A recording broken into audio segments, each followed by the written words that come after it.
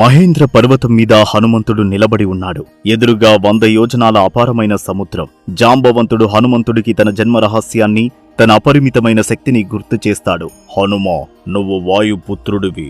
ఈ సముద్రం నీకు ఒక చిన్న కాలువతో సమానం అని చెబుతాడు.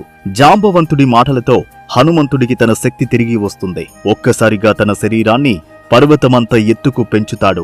జై శ్రీరామని గర్జిస్తూ మహేంద్ర పర్వతాన్ని తన కాళ్లతో నొక్కి ఆకాశంలోకి ఒక్క ఉదుటున ఎగిరి సముద్రం మీదుగా లంకకు బయలుదేరుతాడు. దారిలో హనుమంతుడికి అనేక అడ్డంకులు ఎదురవుతాయి. విశ్రాంతి తీసుకోమని మైనాక పర్వతం అడిగితే రాముడి కార్యం ముగిసే వరకు విశ్రాంతి లేదని సున్నితంగా తిరస్కరిస్తాడు. ఆ తర్వాత సురస అనే నాగమాత, సింహిక అనే రాక్షసి తనను మింగడానికి ప్రయత్నిస్తే తన బుద్ధి బలంతో, పరాక్రమంతో వారిని ఓడించి ముందుకు సాగుతాడు. చివరికి హనుమంతుడు లంక తీరానికి చేరుకుంటాడు. లంకను రక్షించే లంకినికి ఒక్క దెబ్బతో ఓడించి సూక్ష్మరూపం ధరించి నగరంలోకి అడుగు పెడతాడు. రావణుడి అంతఃపురంలో, రాజభవనాల్లో వెతికినా సీతమ్మ కనిపించదు. చివరికి ఒక అందమైన వనం కనిపిస్తుంది.